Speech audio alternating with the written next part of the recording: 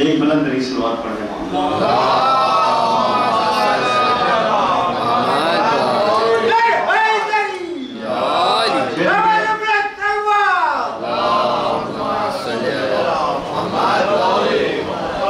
कि मौला से आशिकी का मज़ा हमसे पूछिए, कि मौला से आशिकी का मज़ा हमसे पूछिए, होती है कैसी इनकी अता हमसे पूछिए, कैसी होती है कैसी इनकी अता हमसे पूछिए। बीबी यहाँ पे आती है जन्नत को छोड़कर, बीबी यहाँ पे आती है जन्नत को छोड़कर, अजमत में क्या है फर्शे अज़ाब हमसे पूछिए।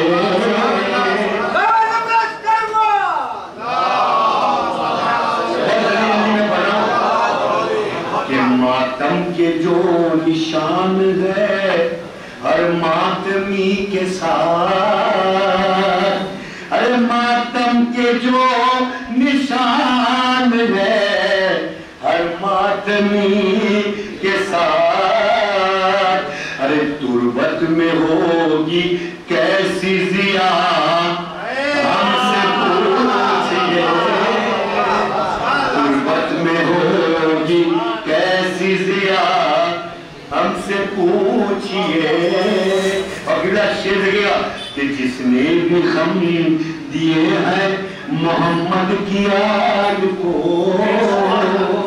जिसने भी गम दिए हैं मोहम्मद की आल को, अरे कुरान में उसकी क्या है सजा हमसे पूछिए, कुरान में उसकी क्या है सजा हमसे पूछिए।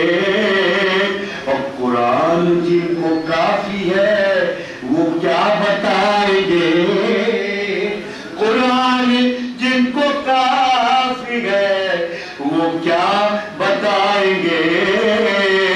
क्या शय है फातिमा की दुआ हमसे पूछिए।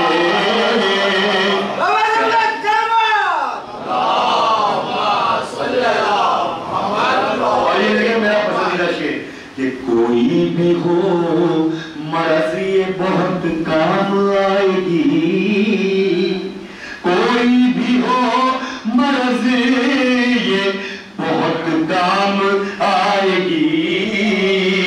खाके शिफा है कैसी दवा हमसे पूछिए, कि शिफा है कैसी दवा हमसे पूछिए।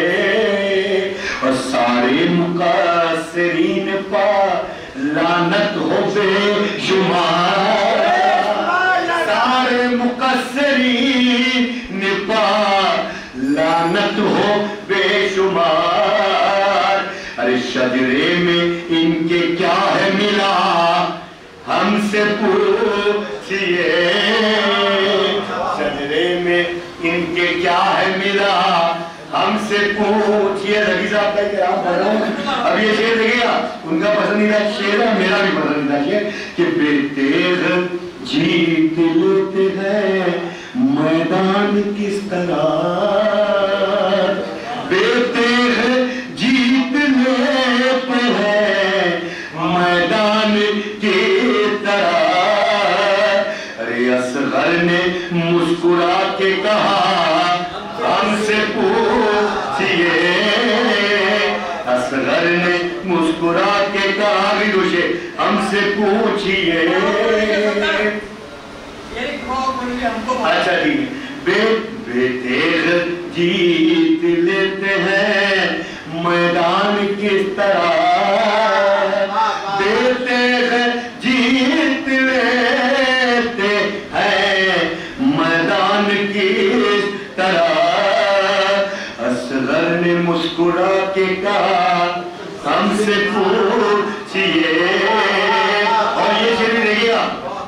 तहरीर को याद रखिएगा और शेर सुनिएगा आप भी दो शेर कि कोई हुआ है खुश तो किसी को मलाल है, कोई हुआ है खुश तो किसी को मलाल है, क्या क्या गदीर खून में हुआ हमसे पूछिए, क्या क्या गदीर खून में हुआ हमसे पूछिए।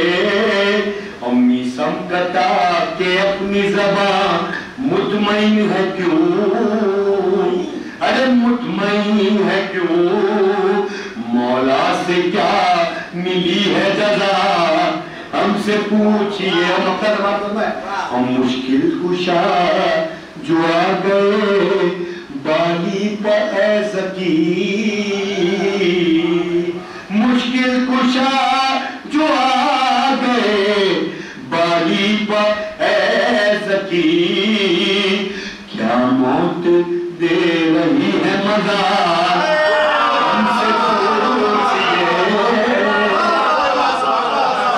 मुश्किल कुशा जो आ गए बाली पर ऐसकी, मुश्किल कुशा जो आ गए बाली पर ऐसकी, क्या मौत दे रही है मजा हमसे पूछिए।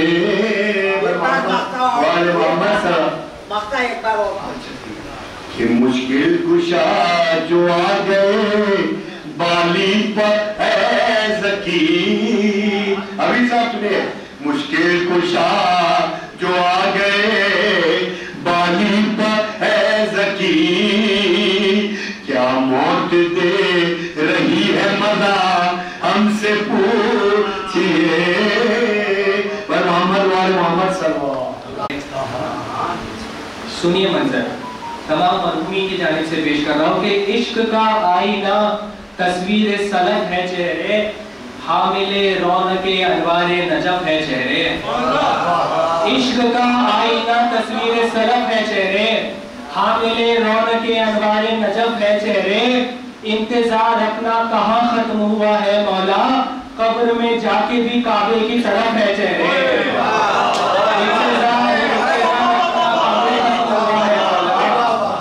इंतजार अपना कहाँ खत्म हुआ है मौला, कब्र में जाके भी काबे की तरफ है चेहरे।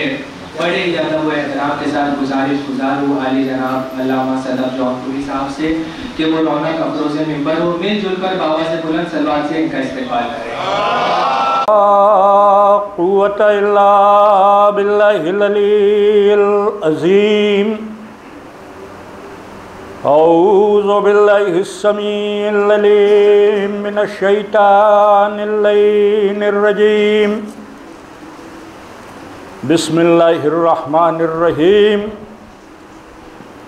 अल्हम्दुलिल्लाहि रब्बिल आलमीन वस्सलातु वस्सलामु अला अशरफिल अंबिया वल मुरसलीन सय्यिदिना व नबीना व शफीना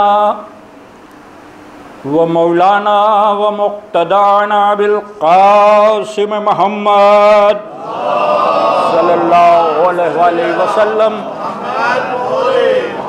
व आलिहि तय्यबीन अत्ताहिरीन अल मासूमीन अल गुर्रिल मयामीन व लअनतुल्लाहि अला दाइहिम व मुनकिरी फ़ज़ाइलिहिम व मसाइबिहिम व गासिबी हुकूक़िहिम अजमईन मिन लैलिना हाज़िही इला क़याम यौमिद्दीन।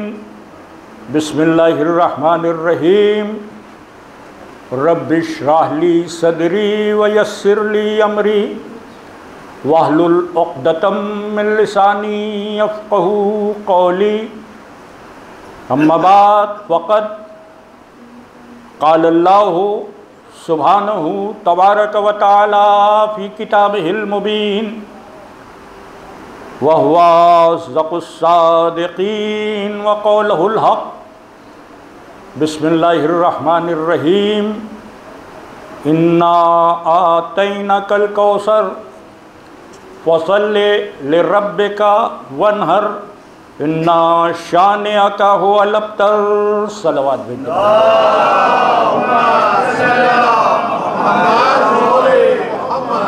ब्रदरान ईमानी, कुरान हकीम का मुख्तसर तरीन सूरा जो आप सबको ज़बानी याद है और बेशतर नमाज़ों में आप इसकी तिलावत करते हैं, जिसको सूरह कौसर के नाम से याद किया जाता है। इस सूरे को सरनामा करार देने की वजह ये है कि ये सूरा सिर्फ सूरा नहीं है, बल्कि खानवादे ज़हरा का एक ऐसा कसीदा है जो खालिक ने पढ़ा है। अल्लाह ने इस कसीदे को ज़ीनत कुरान बनाया है और तर्जुमे से भी आप सब वाकिफ़ हैं। इन्ना आतैना कल कौसर, ए रसूल हमने आपको कौसर अता की। फसल्लि लिरब्बिका वन्हर, आप अपने रब की नमाज़ पढ़ें और क़ुरबानी दें। इन्ना शानिअका हुवल अब्तर, जो आपका दुश्मन है, जो आपका अदू है, वो अब्तर है, यानी मुनक़तिउन नस्ल, उसकी नस्ल मिट जाने वाली है, जो आपका दुश्मन है। इस सूरे पर अक्सर उलमाए इस्लाम गुफ्तगू करते हैं और कौसर के मानी खैर कसीर है, कौसर के मानी चश्मे कौसर है। हज़ार तावीलें पेश की जाती, मगर जो असल मफ़हूम कौसर है उससे इज्तिनाब किया जाता है। जबकि यहाँ पर कौसर से मुराद हज़रत सैयदा फ़ातिमा ज़हरा सल्लल्लाहु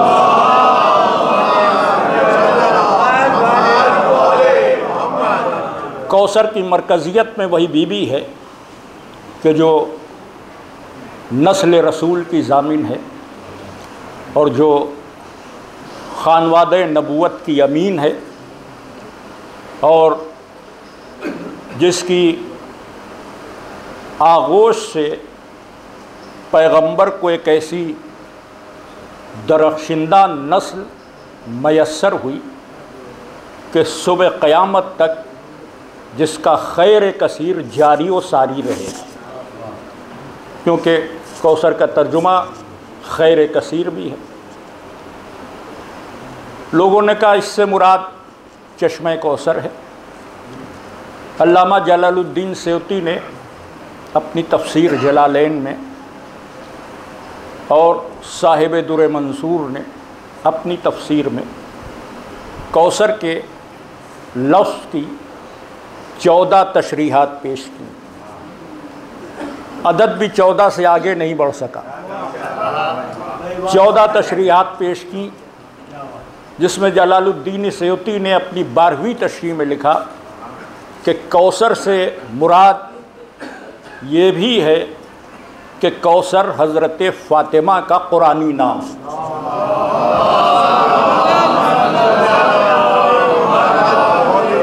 ये जलालुद्दीन सयूती ने पेश किया, लेकिन उम्मत की अक्सरियत यही कहती है कि अल्लाह ने अपने रसूल को हौज़ कौसर का मालिक बना दिया, या नहर कौसर का मालिक बना दिया, या चश्मे कौसर का मालिक बना दिया अपने हबीब को रब्बुल आलमीन। यहाँ पर थोड़ी सी तवज्जो इंशाअल्लाह 5 दिन की गुफ्तगू रिसालत के अज़ीम खानवादे के हवाले से आपकी खिदमत में पेश की जाएगी। चूँकि ये मजालिस हज़रत ज़हरा के हवाले से मुनक़िद हो रही हैं,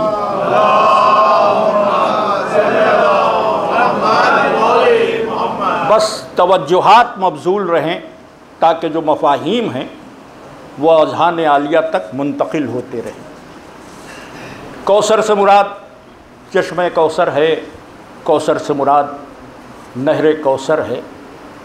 ज़रा सी आप तवज्जो रखें तो मैं अर्ज़ करने की कोशिश करूं कि कुरान हकीम फसाहत व बलागत का मोजज़ा है, इसलिए कि जिस अहद में कुरान नाजिल हुआ वो अहद अय्याम जाहिलियत में अरबों की शायरी के उरूज का अहद था, और उनको अपने ज़बान व बयान पर, उनको अपने अदब पर, उनको अपनी फसाहत व बलागत पर इतना गुरूर था कि वो अपने को अरब कहते थे, जिसके मानी है बोलने वाला, और बाकी सारी दुनिया को अजम कहते थे, जिसके मानी है गूंगे।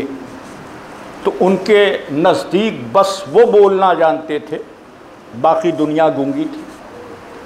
और इस फसाहत व बलागत के उस अज़ीमुश्शान दौर में कुरान मोजज़े फसाहत व बलागत बनकर आया, और ये ऐलान करता हुआ आया कि इसको अगर तुम मखलूक का कलाम समझते हो तो इसके जैसा कोई दूसरा कुरान ले आओ। फिर कुरान ने अपने चैलेंज को हल्का किया, का पूरा कुरान नहीं, इसके 10 सूरों का जवाब ले आओ। और तब भी अरब की उस अदबी फ़ज़ा में सन्नाटा रहा, तो कुरान ने चैलेंज को और कम कर दिया। 1 सूरे का जवाब ले आओ, 1 सूरे का जवाब। किसी से 1 सूरा भी ना बन पड़ा।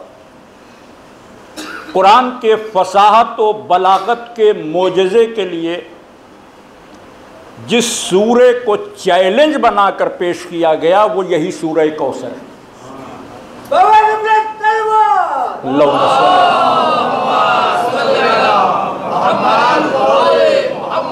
सूरह कौसर चैलेंज इसलिए कि खाने काबा की दीवारों पर 7 कसीदे आवेज़ा थे, जिनको तारीख़ सबए मुअल्लिक़ात के नाम से या सबए मुअल्लिक़ा के नाम से याद करती है।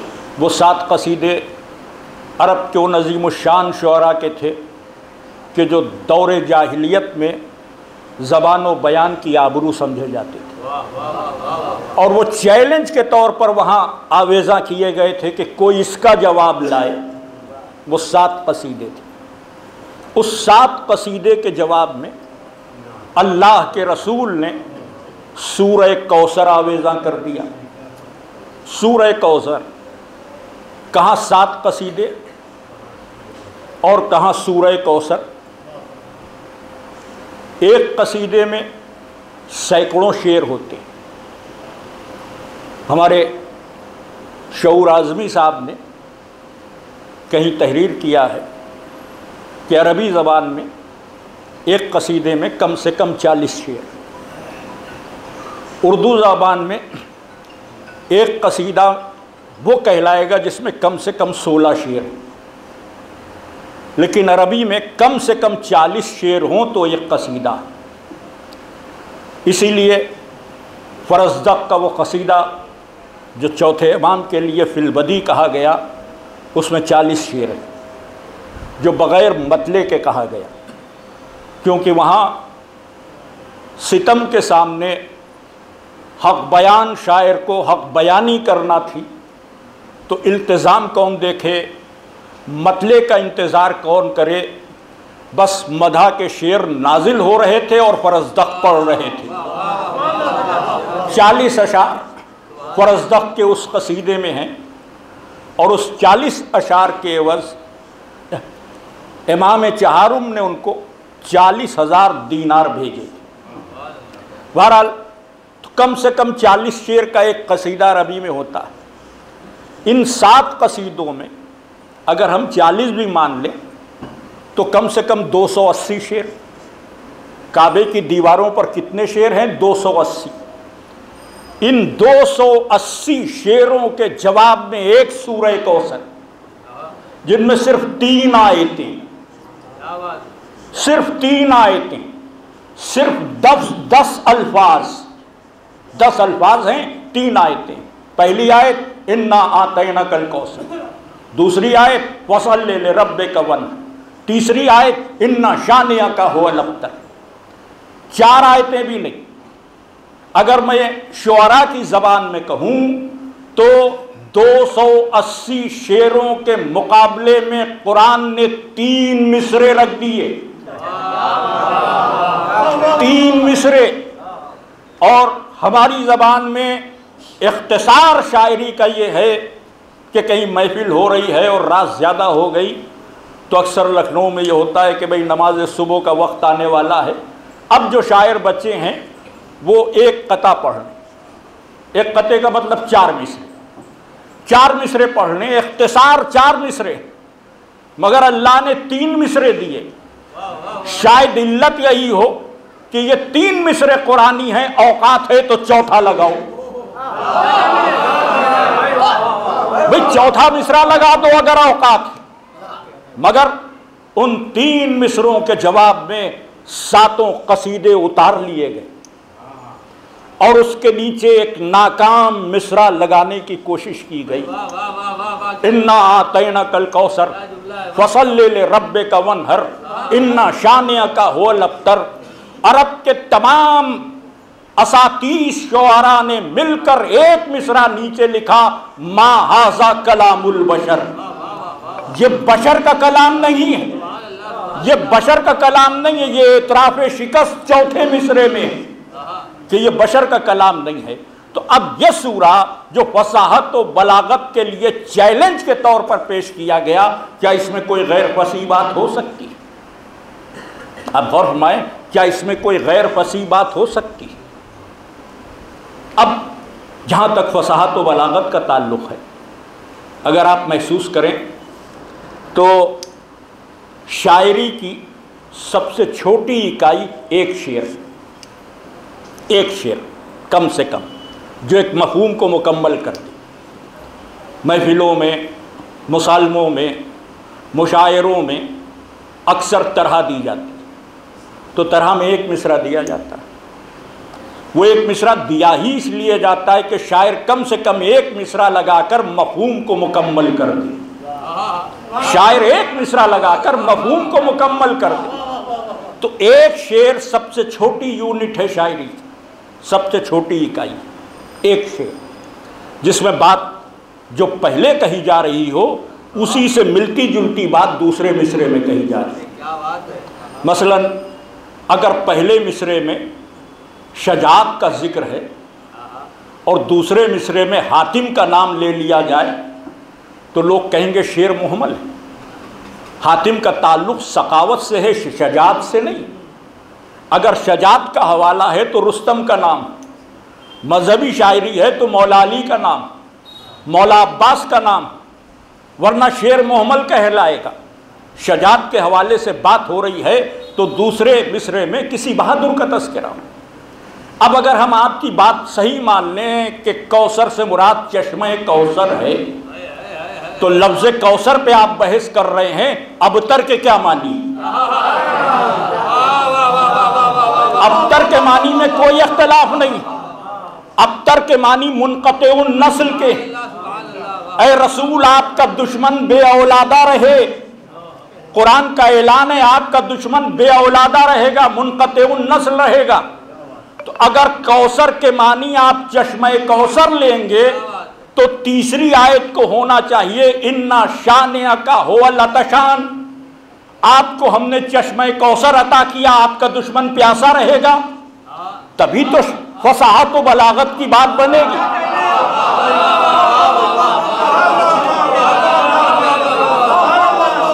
आपको हमने चश्मे कौसर अता किया, आपका दुश्मन प्यासा रहेगा, मगर वहां लफ्ज रखा है अबतर, आपका दुश्मन बे औलादा रहेगा। जब तक अबतर के मानी बे औलादा होना है तो कौसर के मानी कसरत नस्ल है। एक सलवात भेजे मोहम्मद वाले मोहम्मद को।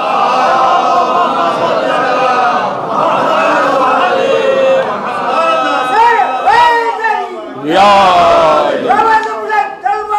अल्लाहुम्मा सल्ली अला मुहम्मद। ऐ मेरे रसूल, हमने आपको खैर कसीर अता किया, कसरत नस्ल अता। गो इस खैर का ऐलान मुस्तकबिल के लिए हो रहा है, इस खैर का ऐलान मुस्तकबिल के लिए हो रहा है। मगर ख़ानदान रसूल अपने माजी की भी दरख्शिंदा तारीख रखता है। कुरान ने एक तरफ ख़ानदान रिसालत का कसीदा पढ़ा है कौसर से, दूसरी तरफ इस ख़ानदान के दुश्मनों पे तबर्रा किया है अबतर से। यानी एक ही सूरे में तवल्ला भी है, तबर्रा भी है। ख़ानदान ज़हरा का कसीदा भी है, इस ख़ानदान के दुश्मनों पर मलामत भी की गई है, लानत भी की गई। सिर्फ लानत नहीं की गई, अबतर कहा गया। तो कम से कम दो ख़ानदान तो ऐसे होना ही चाहिए कि एक कौसर के हम पल्ला करार पाए और एक अबतर के। तो चूंकि बात रसूल से की गई है तो कौसर से मुराद ख़ानदान ज़हरा, अबतर से मुराद कौन है? काश के पूरा आलम इस्लाम अबतर को समझ ले तो किसी किस्म के झगड़े न रहे। तारीख ने जिस ख़ानदान की शनाख्त अबतर के नाम से की वो बनी उमैया, ये अबतर, बनी उमैया अबतर, ख़ानदान ज़हरा कौसर। यहाँ नस्ल कसीर, वहाँ चिराग जलाने वाला कोई नहीं। हालांकि तारीख ने दोनों को एक ही खानवादे की शाख करार दिया। ख़ानदान ज़हरा या ख़ानदान रसूल का जो तारीख़ी सफ़र है वो हज़रत हाशिम से शुरू होता, इसीलिए इसे ख़ानदान बनी हाशिम कहा गया। सिलसिला तो हज़रत इस्माइल से, हज़रत इस्माइल से मज़र तक, मज़र से कनान तक, कनान से कुरैश तक, अब्द मनाफ तक, फिर अब्द मनाफ के 4 बेटे हाशिम, अब्दुशम्स, नौफुल, एक का नाम मुत्तलिब, जिसमें तारीख़ के औराक़ में नौफुल और मुत्तलिब गुम हो गए। हाशिम और अब्दुशम्स बाकी रहे। हाशिम की नस्ल को बनी हाशिम कहा गया, अब्दुशम्स की नस्ल को बनी उमैया कहा गया। तारीख़ ने कई अफसाने भी गढ़े कि हाशिम और अब्दुशम्स ट्विंस पैदा हुए, जुड़वा, जिसमें हाशिम के पैर का अंगूठा अब्दुशम्स की पेशानी से जुड़ा हुआ था। यानी हाशिम के पैर का अंगूठा था और अब्दुशम्स का सर था। विलादत से ये तय हो गया कि इस ख़ानदान को इस ख़ानदान के कदमों पे सर रखना चाहिए, इसलिए कि उनका सर इनके पैर के अंगूठे से जुड़ा था। तलवार से अलग किया गया। काहिनों ने पेशीन गोई कर दी कि इन दोनों में खुरेजियाँ होंगी, जंग व जदाल होगा। ये जो परसेप्शन तारीख़ ने बनाया है ये इसलिए बनाया है कि करबला की लड़ाई को ख़ानदानी लड़ाई बना दिया जाए। हक़ व बातिल कुछ नहीं, खैर व शर कुछ नहीं, हुस्न ख़ुबो कुछ नहीं, दो ख़ानदान थे आपस में लड़ गए। इसलिए तारीख़ ने ऐसे बहुत से अफसाने तराशे, उसमें एक ये भी कि इन दोनों में तलवार चलेगी। हमारी जो तारीख़, जो शिया असना अशरी की लिखी हुई तारीख़, जैसे शेख मुफीद अल इरशाद में, अल्लामा मजलिसी बिहारुल अनवार में जो तहरीर करते हैं वो ये कि अब्दुशम्स और हाशिम जुड़वा भाई थे, मगर उन्होंने जुड़े होने की कोई तारीख़ नहीं पेश। तारीख़ ने लिखा कि अब्दुशम्स का बेटा उमैया था। हमारी तारीख़ ने लिखा कि उमैया एक रूमी गुलाम था, अब्दुशम्स के कोई औलाद नहीं थी।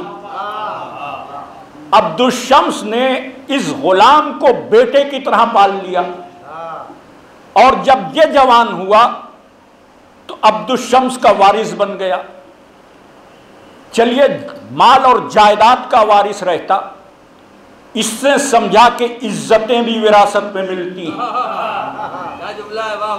उमैया जब अपने दौरे हयात में आगे बढ़ा तो वो हाशिम और उनकी औलादों के मद्दे मुकाबिल आया, सिर्फ इतनी सी बात के लिए कि लोग हाशिम की इज्जत क्यों करते हैं, लोग मेरी इज्जत क्यों नहीं करते।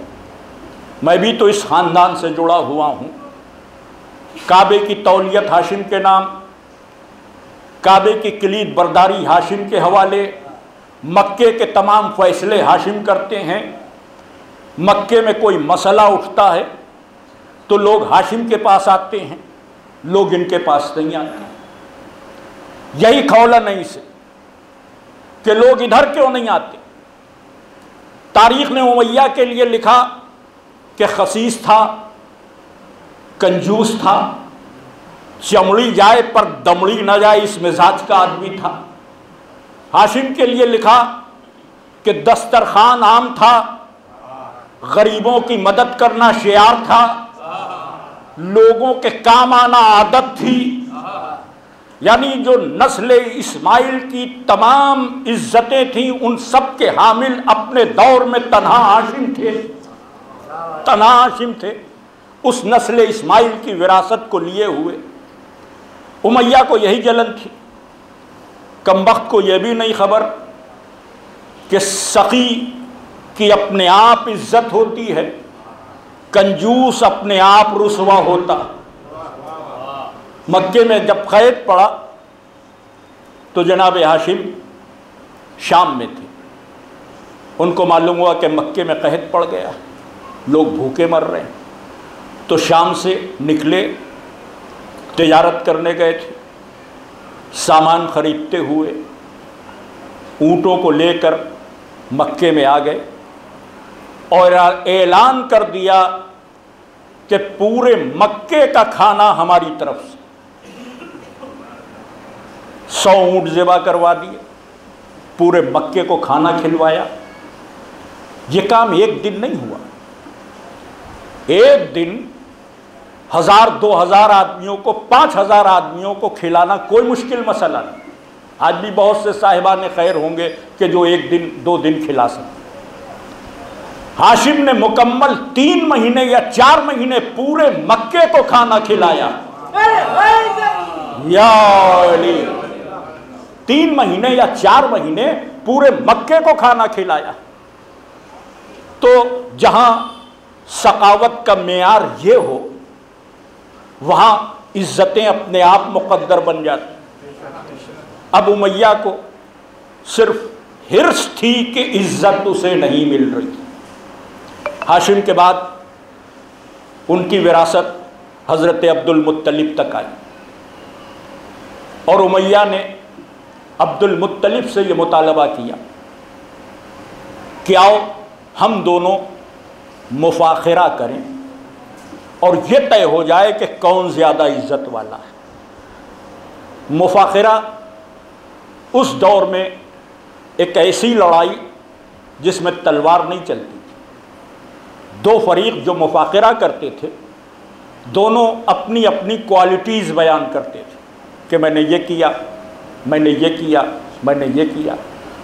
उसके सामने दूसरा अपनी क्वालिटीज़ बयान करता था कि मैं ये हूँ, मैंने ये किया, मैंने ये किया। और फैसला काहिन करता था। काहिन आप समझ लें आज की ज़बान में जिसे ज्योतिषी कहते हैं, जो कहीं बैठा हो और मुस्तक़बिल के हाल बता रहा हो और माजी की बातें बता रहा हो। यह एक इल्म था जिसका ख़ात्मा मेरे रसूल की विलादत के साथ हो गया। इल्म कहानत सिर्फ रसूल की विलादत तक रहा। रसूल की विलादत पर जो बहुत से मोजज़ात हुए, जैसे किसरा के कसर के 14 कंगूरे टूट के गिर पड़े। आतश कज़्ज़े फ़ारस जिसकी आग 1000 साल से बुझी नहीं थी, एक बैग ठंडा हो गया। दरियाए सावा का पानी रुक गया। वहीं एक मौजज़ा ये भी हुआ कि रात को जब काहिन सोए तो उनको अपने इल्म पर नाज था, उबूर था। सुबह जब उठे तो उनका सारा इल्म रुखसत हो चुका था। न कौड़ियाँ उनके काम आ रही थी, न पत्थर उनके काम आ रहे थे। तो रसूल की विलादत के मोजज़ों में ये भी है कि कहानत रुखसत हो गई। लेकिन रसूल से पहले काहिन हुआ करते थे, तो काहिन जिसके हक में, जिसके फेवर में फैसला कर देता था कि ये बाइज्जत है, तो वो पूरे समाज में बाइज्जत हो जाता था।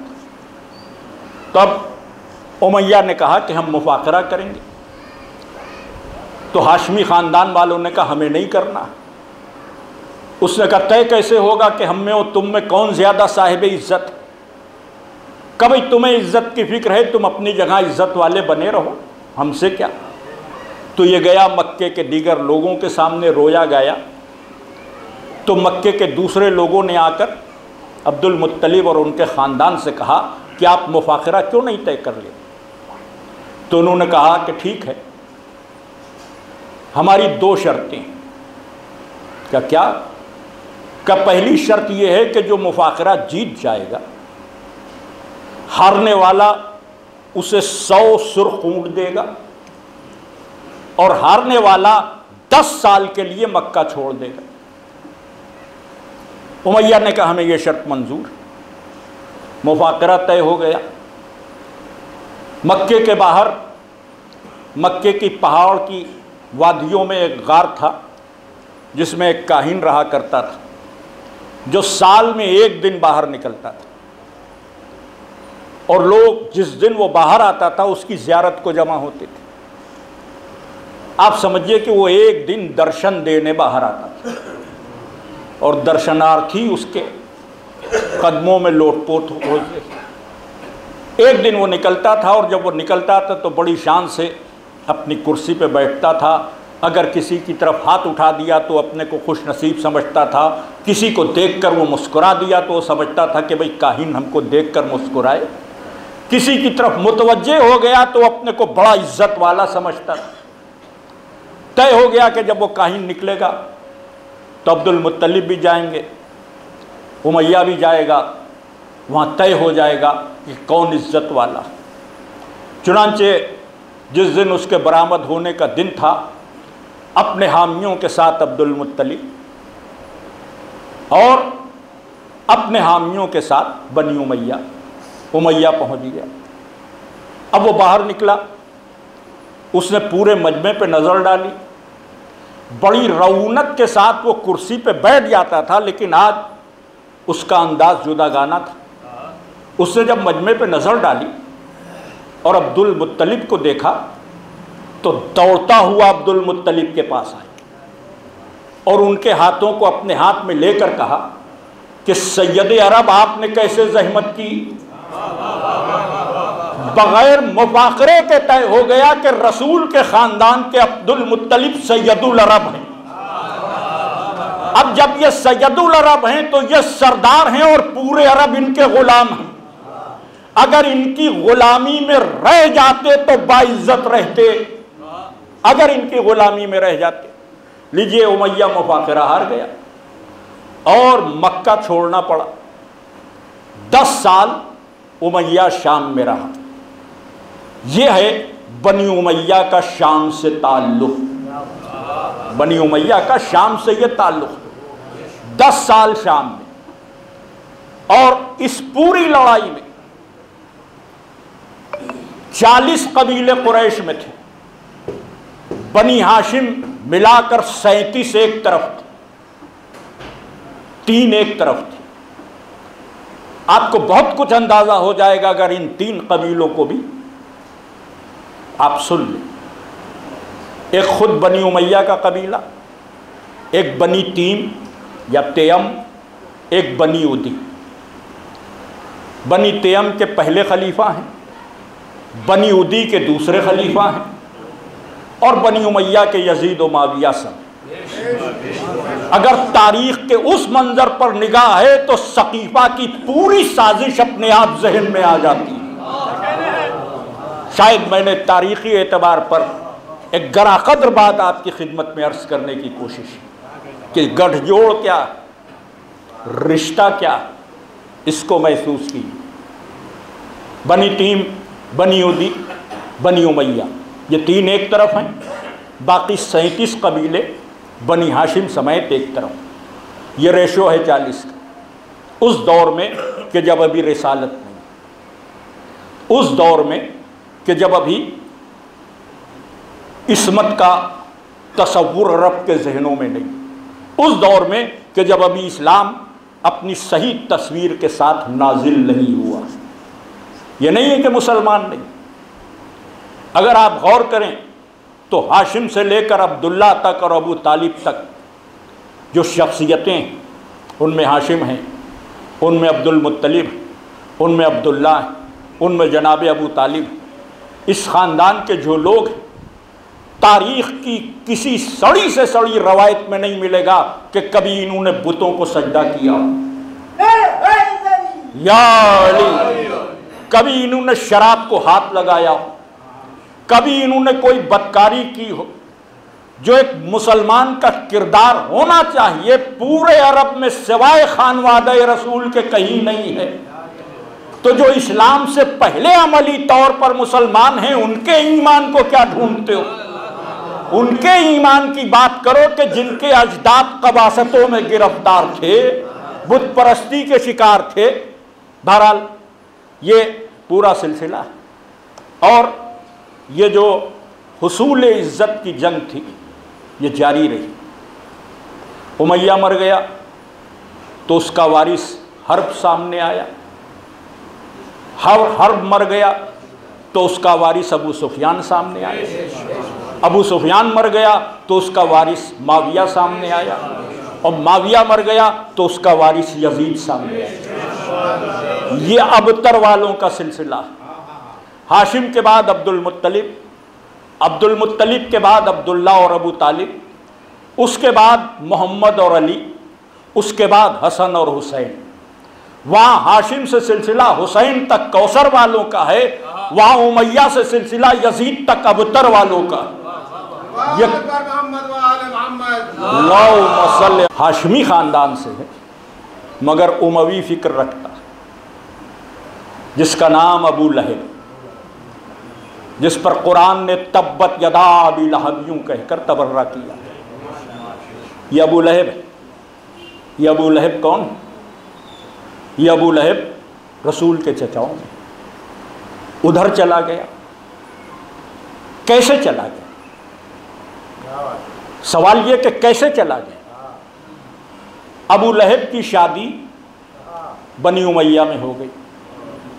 उम्मे जमील अबू सुफियान की सगी बहन थी, जो अबू लहब की बीवी थी। उम्मे जमील कौन थी? अबू सुफियान की सगी बहन। जाहिर है कि उम्मे जमील ख़ानदान रिसालत की दुश्मनी अपने खून में लेकर आई थी। यहीं से मैं बच्चों से कहना चाहूँगा कि कभी कभी गलत ख़ानदानों में शादी नस्लों को बर्बाद कर देती है।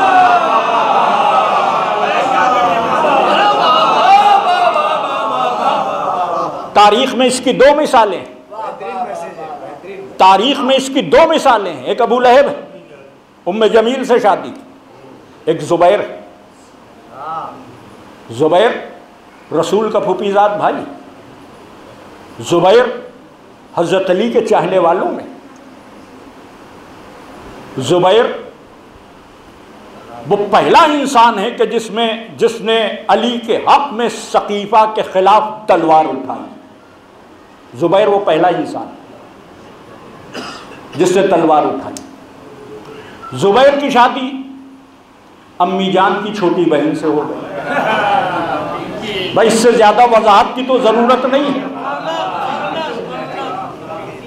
और अब्दुल्ला इब्न ज़ुबैर पैदा हो गया, जिसको ननियाल से अली की दुश्मनी विरासत में मिली। ज़ुबैर हज़रत अली के फॉलोअर्स में थे।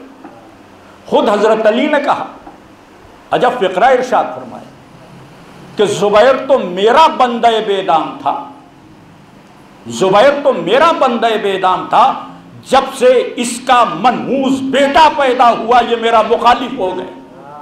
ये मौला अली ने फरमाया।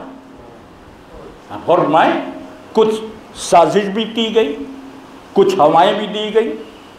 अली के साथ था, दूसरे खलीफा ने उसका नाम खुलफा की फहरिस्त में डाल दिया शूरा में। 6 लोगों में एक जुबैर भी। इसके दिमाग में आया कि मैं तो अली के लिए लड़ रहा हूँ, मैं खुद खलीफा हो सकता हूँ, तो मैं दूसरे के लिए क्यों लड़ूं, अपने लिए कोशिश क्यों ना करूं। तो कभी कभी गलत मनसब की चाह इंसान को हक से बातिल की तरफ ले जाती है।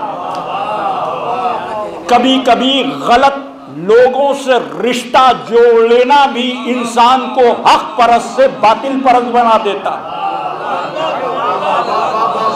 तो मैसेज ये है कि जब शादियां करिए तो खानदान जरूर देखिए।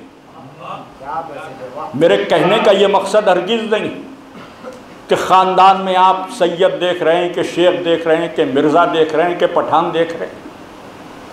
वो कोई भी हो, बहस इससे नहीं। खानदान में सिर्फ एक बात देखिए कि जिस खानदान से रिश्ता जोड़ रहे हैं वहां विलायत अली है कि नहीं।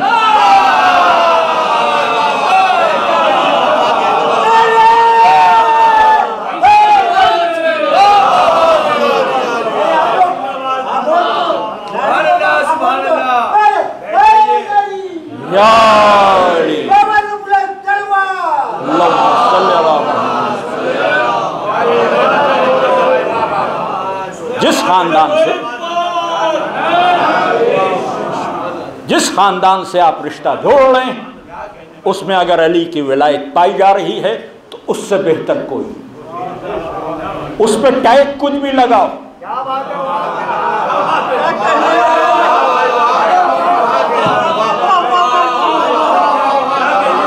अक्सर हमारे बुजुर्ग कहते हैं साहब हम शेखों में शादी नहीं करेंगे और हम फला में नहीं करेंगे और हमारे क्या फला में होती। ये सब फजूल बातें।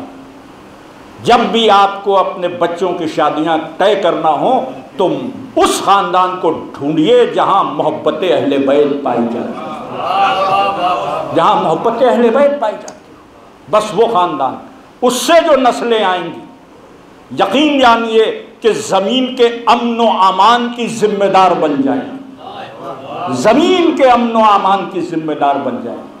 फसादात का खात्मा हो जाएगा। अगर सही नस्ल इंसानी वजूद में आ जाए तो ज़मीन गहवारे अमन बन जाए। ये जो गहवारे जंग है, ये जो फसादात का मरकज़ है, इसकी सिर्फ एक वजह है कि लोगों के दिलों में अहले बैत की मोहब्बत नहीं है। अब वो मुसलमान हो या कोई भी, अगर दिल में मोहब्बत है अहले बैत तो अमन भी है, दुनिया में भी अमन, आखिरत में भी अमन। अगर मोहब्बत अहले बैत नहीं तो फिर सिवाय फसाद के कुछ यूं ही थोड़ी कह दिया गया कुल ला असलुकुम अलैहि अजरन इल्लल मवद्दता फिल कुर्बा। यूं ही नहीं कहा गया, ये हमारे लिए कहा गया। हमारे मोहब्बत करने से अहले बैत को जर्रा बराबर फायदा नहीं है, लेकिन अगर हम मोहब्बत करेंगे तो मुआशरे के लिए भी फायदा है, हमारे लिए भी फायदा है, आलम इंसानियत के लिए भी फायदा। ये जो मोहब्बत अहले बैत जिसका हुक्म दिया गया। बस गुफ्तगू को मुख्तसर करते हुए कल इंशाअल्लाह थोड़ी गुफ्तगू इसी हवाले से, और 5 मजलिसें हैं और गुफ्तगू में हज़रत ज़हरा के किरदार को तारीख़ की रोशनी में अर्ज़ करने की कोशिश की जाएगी। बस वो मदद करते रहें और मैं अपने मतालिब और मफाहीम आपके जहनों तक मुंतकिल करता रहूँ कि कितना एहसान है हम पर बीबी का, ये जहनों में रहे। ये जो मवद्दत का हुक्म है इसमें भी मरकज़ियत बीबी ही की। बस आखिरी बात आप सुने कि बीबी की मरकज़ियत है। कुरान ने क्या कहा, कुल ला अस्अलुकुम अलैहि अजरन इल्लल मवद्दता फिल कुर्बा। एक एक लफ्ज़ की तशरीह के लिए एक एक तकरीर चाहिए। लफ्ज़ कुल की तशरीह के लिए एक तकरीर, मुझ जैसा बेबिज़ात तालिब इल्म मैं उलमा की बात नहीं कर रहा हूँ, उन पढ़े लिखे खुतबा और वाइज़ीन की बात नहीं कर रहा हूँ कि जिन्होंने अपनी उम्रें सर्फ की, अपने जैसे बेबिज़ात तालिब इल्म की, जिसने उलमा की जूतियाँ सीधी करके कुछ फैज़ हासिल किया है। मैं अपनी बात कर रहा हूँ कि लफ्ज़ कुल पर कम से कम एक तकरीर, लफ्ज़ अजर पर कम से कम एक तकरीर, लफ्ज़ मवद्दत पर कम से कम एक तकरीर, लफ्ज़ क़ुरबा पर कम से कम एक तकरीर चाहिए। तो जाहिर है कि इतना वक्त नहीं है, इतना मौका नहीं है। हयात रही तो फिर कभी इंशाअल्लाह इन मौज़ूआत पर भी गुफ्तगू होगी। क़ुरबा सिर्फ एक लफ्ज़, तर्जुमा कह दीजिए मेरे रसूल कुछ नहीं चाहिए अजर रसालत में सिवाय इसके कि मेरे क़ुरबा से मवद्दत की जाए। बच्चे मेरी बात को आसानी से महसूस कर लें, बुज़ुर्ग बेहतर जानते हैं। करीब अरबी ज़बान का लफ्ज़ है, इस्तेमाल हमारे क्या भी होता है। हमारे क्या करीब फासले के मानी में, उनका इमामिया आज़ा खाना मुग़ल मस्जिद के करीब, ये हमने फासले के मानी में इस्तेमाल किया। अरबी में करीब रिश्तेदार को कहते हैं, करीब रिश्तेदार को कहते हैं। और जब इसका प्लूरल बनाते हैं, जमा, तो अकारिब कहेंगे, आइज़ा और अक़रबा कहेंगे, नहीं तो क़ुरबा कहेंगे। अकारिब कहेंगे, क़ुरबा कहेंगे, अक़रबा कहेंगे उर्दू में अपनी, ये लफ्ज़ हैं। लेकिन कुरान ने इन तीनों लफ्ज़ों में कोई लफ्ज़ नहीं इस्तेमाल किया, ना अकारिब कहा, ना अक़रबा कहा, ना क़ुरबा कहा। क़ुरबा नहीं कहा, कुरान ने क़ुरबा कहा। रे पे ज़ेर होना चाहिए, वो नहीं। यह औकात नहीं कि अल्लाह से कहें कि परवरदिगार कुछ तेरी अरबी कमज़ोर है। ज़ाहिर है कि वो खालिक़ ज़बान है, और खालिक़ ज़बान नहीं, खालिक़ नुत्क़ व बयान है। वो चाहे तो संगरेज़ों में कलाम पैदा कर दे, तो उसके लिए ये कहना कि ये ज़बान नहीं आती और वो ज़बान नहीं आती, अपने काफिर होने का सबूत दे। तो जाहिर है कि वो तो ज़बान व बयान का मालिक है। जो आयत लाया वो मासूम है, जिब्रील, उससे इम्कान ख़ता नहीं। जो उधर से कहा गया वही डिलीवर हुआ। और जिस रसूल ने आयत को सुनाया वो अफ़ज़लुल मुरसलीन है। न सिर्फ ये कि अफ़ज़लुल मुरसलीन है, बल्कि इस्मत मुतलक़ा पर फाइज़ है। दुनिया में जितने भी मासूम हैं, साहिब इस्मत हैं, मेरे रसूल के सदक़े में हैं, तो कहीं इम्कान क़ता नहीं। तो अब यह क़ुरबा क्या है? तो हमने उलमाए लुग़त से पूछा कि क़ुरबा का क्या मफ़हूम है। तो उन्होंने कहा कि ये अफ़अलो तफ़ज़ील वाहिद मुअन्नस। मैंने कहा अभी तो क़ुरबा ही नहीं समझ में आ रहा था, आपने और गाढ़ा कर दिया। अब अफ़अलो तफ़ज़ील वाहिद मुअन्नस, उन्होंने कहा कि ये अफ़अलो तफ़ज़ील का सीगा है। इसका मतलब ये है कि कुरान कह रहा है कि अजर रिसालत में कुछ नहीं चाहिए, रसूल की किसी इकलौती खातून रिश्तेदार के रिश्तेदारों से मोहब्बत।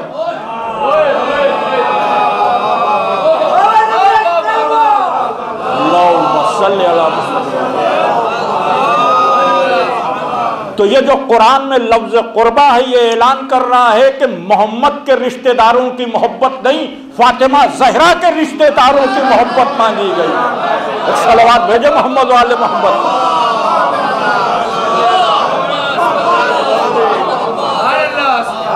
रसूल के तो बहुत से रिश्तेदार हो सकते, हुजूर के तो बहुत से रिश्तेदार हो सकते। रिश्ता उनका काबिल एहतराम है कि जिनका रिश्ता बीवी से हो। यही वजह है कि जब फरिश्तों की बज़्म में हदीस किस्सा में तारुफ हुआ कि चादर के नीचे कौन है, तो ये नहीं कहा गया मोहम्मद की बेटी,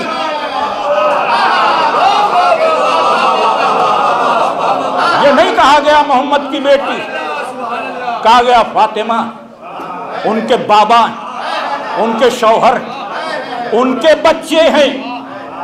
यानी मासूम वो कहलाएंगे जिनका रिश्ता ज़हरा से हो।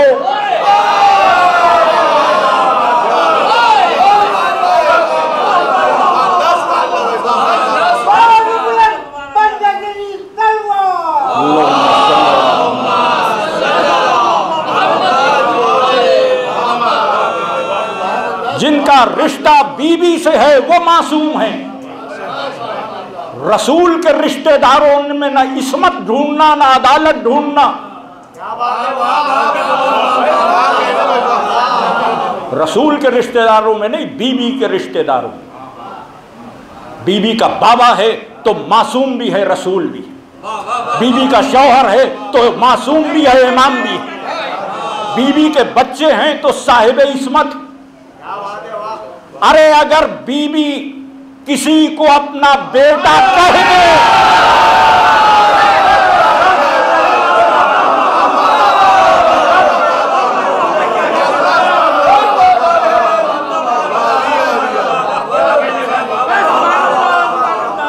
इस्मत गाजी अब्बास पर बात करने वालों, बीबी अगर कह दें तो फिर दर्जा बढ़ जाता। मिसाल है उसकी, एक जात है जनाब सलमान फारसी की, रसूल ने कह दिया मिन्ना अहलल बैत, अहले बैत नहीं, हम अहले बैत में कह दिया तो अब हुजूर ने कह दिया। इंतकाल हो गया मदाइन में तो अली तदफीन के लिए गए, मोजज़े से गए। सवाल यह है मेरे मौला कि मदाइन में जब इंतकाल हुआ तो गवर्नर थे सलमान, अली के हुक्म से गवर्नरी कबूल की थी, अपनी मर्जी से नहीं। अली ने हुक्म दिया कि तुम गवर्नरी कबूल कर लो। जब मौला ने कह दिया तो हुकूमत बातिल की हो, लेकिन हुक्म मौला है तो गवर्नरी कबूल। मदाइन चले गए, वहाँ इंतकाल हो गया। अली पहुँच गए, अपने हाथों से गुस्ल दिया, कफन दिया, नमाज पढ़ाई, तकमील। या अली, सलमान से ज़्यादा हकदार अबूज़र हैं, क्योंकि सलमान गवर्नर हैं, लोग दफन कर देते, अबूज़र तो रब्ज़े में तन्हा। जब इंतकाल हुआ तो बस एक बेटी है, एक काफिले ने आकर तदफीन की। आप अबूज़र के लिए न गए, सलमान के लिए चले गए। तो जवाब यही है कि मेरे रसूल ने मिन्ना अहलल बैत कर दिया, कह दिया था। अहले बैत की तदफीन गैर अहले बैत कैसे करी?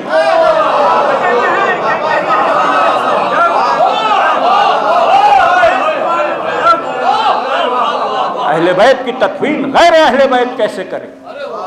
तो बस जिस तरह से सलमान की तदफीन के लिए पहुंच गए, अगर ज़हरा ने कह दिया कि अब्बास मेरा बेटा है, तो किसी जहन को शक करने की जरूरत नहीं कि मासूम है कि नहीं।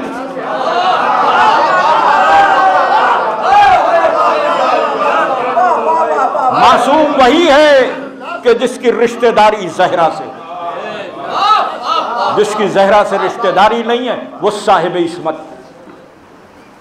तो ज़ान-ए-गिरामी, ये ख़ानदान ज़हरा, काश कि इसकी मवद्दत पे पूरा आलम इस्लाम जमा हो जाता तो आज न फ़िलिस्तीन दिखाई देता, ना जलते हुए इस्लामी ममालिक दिखाई देते, ना आज इंतशार ज़दा मुस्लिम अवाम दिखाई देते।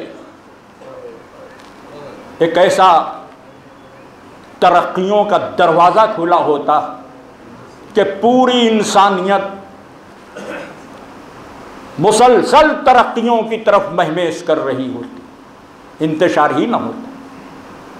लेकिन खुदा बुरा करे सियासतों का और साजिशों का कि जिन्होंने न सिर्फ ये कि ख़ानदान ज़हरा से क़त्अ ताल्लुक़ किया, बल्कि उनको अज़ियतें भी दी, उनको अज़ियतें भी। जो लोग थे उनको मजबूर कर दिया गया। बिलाल मुअज्जिन थे, अजान का हक़ उनसे ले लिया गया। ये तो अफसाने हैं कि वो खुद चले गए, कह कर गए कि रसूल के बाद किसके लिए अजान कहें। रसूल ने मुअज्जिन बनाया था तो बाद रसूल और ज़रूरी था कि जो फ़र्ज़ रसूल देकर गए उसे छोड़ें कैसे। अक्ल क्या कहती, जो फ़र्ज़ रसूल आयत करके गए उसे कैसे छोड़ दें। लेकिन बिलाल को छोड़ना पड़ा। इसलिए नहीं छोड़ा कि रसूल याद आएंगे, इसलिए छोड़ना पड़ा कि बिलाल गदीर वाली अजान देना चाहते थे। सकीफा को गवारा ना था कि गदीर वाली अजान हो, बिलाल वही अजान देना चाहते। छोड़ दिया मदीना, यमन चले गए। और जब यमन चले गए तो एक रात ख्वाब में देखा कि रसूल तशरीफ़ लाए और कह रहे हैं कि बिलाल तुमने मेरे मदीने को छोड़ दिया। तो रोकर बिलाल ने कहा, अल्लाह के रसूल आपके बाद मदीना रहने के लायक नहीं रहा। तो रसूल ने उसी ख्वाब में कहा कि उसी मदीने में मेरी बेटी भी रहती,